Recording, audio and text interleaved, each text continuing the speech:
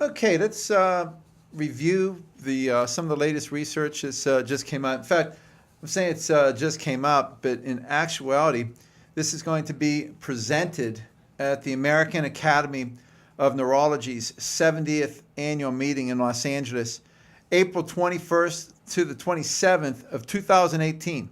So, although we're presenting this currently, this will not be released until later. One of the things I want to focus on is the fact that it's all about food. I talk about let your food be your medicine and let your medicine be your food, and we're seeing that more and more. And so we're going to spend a lot of time just taking a look at this and the research that's coming out. And some of it is just it's almost a no-brainer to some extent. But this just came out, and it is that eating fish may reduce your risk of multiple sclerosis. And as I said, that will be coming out soon. But I'm going to go over some of this. And I just want to tell everybody the information provided on this program is for educational purpose only. The statements made have not been evaluated by the Food and Drug Administration. By providing this information, we are not diagnosing, treating, curing, mitigating, or preventing any type of disease or medical condition.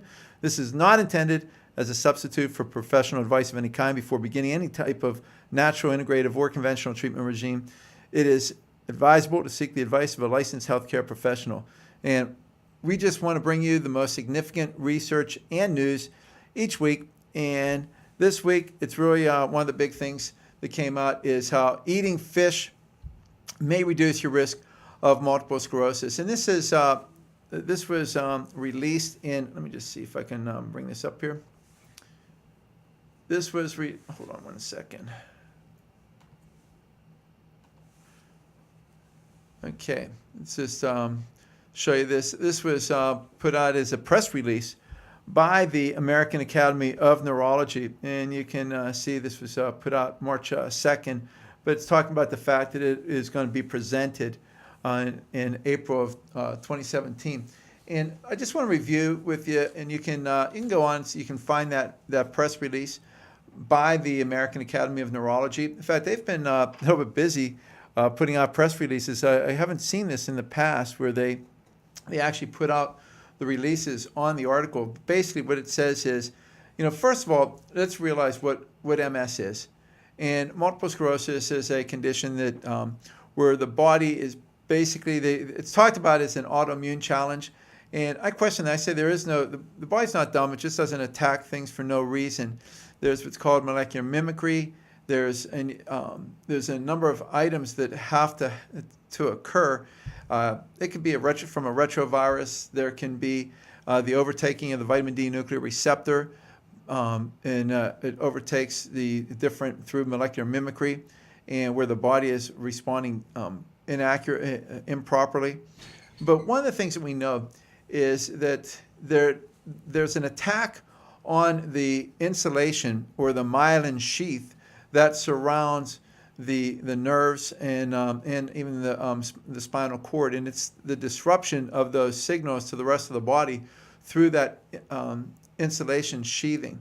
And it's interesting because we know that there is an issue with coherence of cells with patients with MS, and it's a little bit opposite of what most are, because most have a disruption of coherence, gets way less coherent. With MS, it tends to get more coherent, but that's another thing I'll go into at a later time.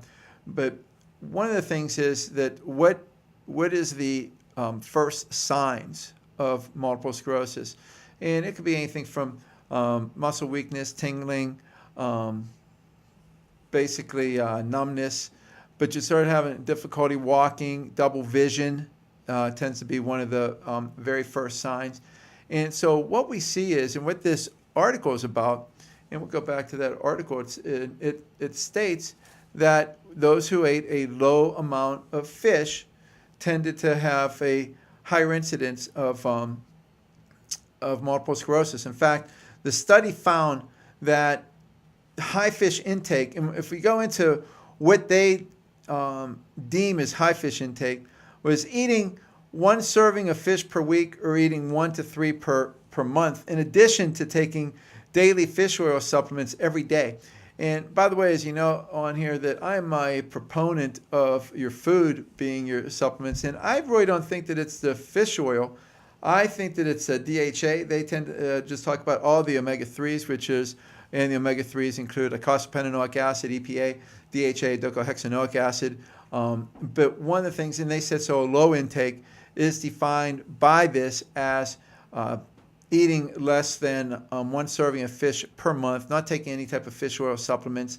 And they said that a high fish intake was associated with about a 45% decreased risk of multiple sclerosis or any clinically isolated syndrome that's associated with that than those who had a low intake of fish. Now, they talk about the fish as being shrimp, sardines, salmon, tuna. And I will tell you this, and I just went back, I looked at what did we program in NutriMost intelligence, because that's one of the big things that I believe in is that it's all about your food. It's to let your food be your medicine be your food. So I'm going in and looking at our NutriMost intelligence analysis right now, and the thing that we know of is this. And I looked at the underlying factors, like what are some of the things that we know. And what we do know is that we want to increase vitamin D, iron, and DHA, particularly in the diet. So, but there's also that we want to decrease, and there's been an association that with decreasing mercury-containing seafood, because mercury has been shown to be an issue with multiple sclerosis. So that would take out the tuna right away. And in fact, when I go look at the foods that come out negative on that are sea bass, caviar, cod, crab, crayfish, grouper, halibut, lobster, mahi-mahi, shark, snapper, swordfish, tuna. And we take a look at the ones that came out with high. It's the most preferred foods. And the very most preferred foods, as we look at, really comes out to be bass, freshwater bass, catfish, clams, mussels, octopus, oysters. Came out very good with this. Perch, salmon, sardines, shrimp, squid, and whitefish. That's our preferred. So we're right in line with what they say, but we go a lot more than that because we look at all the various factors. You know, with NutriMost intelligence analysis, we're so much into trying to match the research to what is to the various foods, and then put those together, come up with and not just one study, not just one thing. Look at all the various studies, try to get this information and come up with some educated realities and what we've seen clinically, observationally, what we know, what can be some various from hypotheses, just from understanding the biochemistry and the makeup of this. And so we get to see some of the things that are good, some of the things that are bad. As far as, like, we also would include with that quail, for instance. There's certain legumes, the lentils and the white beans come out very high. Certain vegetables, particularly pretty much all the mushroom varieties. Olives are great. Jerusalem artichokes. We see spinach. There's eggs do real well with this. A lot of your good, healthy fats and oils, particularly grass-fed butter, evening primrose oil, your fish oils, of course. So a lot of these things, even certain fruits, particularly apricots, measure high for that nutritional profile. So those are the things. But I just want to put this up as far as what the research is saying. And they also did look at 13 different genetic variations in the genome that regulates fatty acid levels. And they found that there were 2 of these 13 genetic variations that were associated with a lower risk of multiple sclerosis. So it's not surprising that they said that some people may be more genetically predisposed and others may be less predisposed. And it was based on not a gene for instance, MS, but how the body dealt with fatty acids, how the body deals with these omega-3 fatty acids in particular.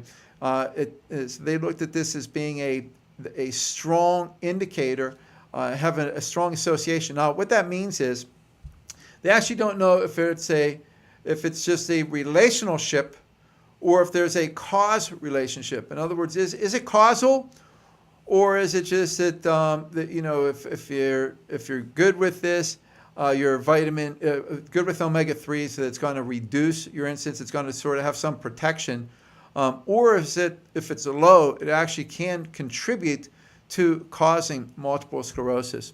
So again, one of the things is as this information continues to come out and we get more and more information, we just continue to program this. As a clinician, what we want to do is have an understanding of the body, have an understanding of our nutrients, our foods, and what we can do to actually just promote optimizing the cell. And one of the things we know that DHA is so important. I talk about it, that it's about raising the energy of the cell. And DHA is one of the conduction of the electrical impulses through the body. And I think that you have to raise the energy of the cell. And to do that, we want to look at electron-dense foods. By the way, DHA is one of the most electron-dense. We talk about the fact that it has been shown to be not only one of the most electron-dense, but I can't think of her name. Came up with she makes sort of like a cottage cheese with oil in it and it used for all kinds of different things. And really, what we find out is because it has pi electrons, and that allows the body to have a higher energy level. Is this electron dense? But you have to do grounding. You have to stay away from the things that are going to be detrimental. And like I said, these mercury-containing foods. So a lot of the people that were on the tuna, I would have said I would do less of that, just because, in particular, that tuna does tend to have a particularly large amount of mercury. So does grouper. So does halibut. So does a lot of these other shark. We know is very high. So you would want to reduce some of those. And the nice thing is, when you're empowered and you know the things that can help you, that's what allows that to make that so much easier. Again, thank you. We just want to give out the information. And this was eating fish may reduce the risk of multiple sclerosis. It was just released in a press release this past week. It was released on March, I think they have it listed as March 2nd, 2018. But it is not going to be presented until April 21st through the 27th, 2018, at the American Academy of Neurology's 70th annual meeting in Los Angeles. And by the way, there's some other information going to come out on that. They've been busy. The American Academy of Neurology, they put out this news release, and they put out another news release as well, and we'll be covering that as well. And again, this information is provided for educational purposes only, and hasn't been evaluated by the Food and Drug Administration. So know that. But again, if there's information that can help you, we want to bring it to you.